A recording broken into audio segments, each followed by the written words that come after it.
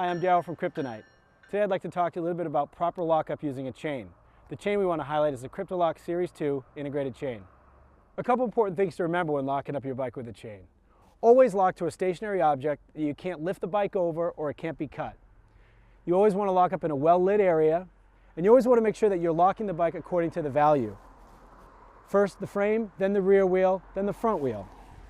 And when locking the bike, make sure that you're creating a snug fit. You want to make sure that there's no slack in the chain.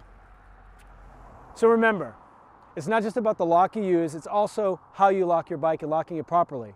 Make sure to lock to an immovable object, lock according to value, the frame, the rear wheel, and then the front wheel, and always make sure you create a snug fit, eliminating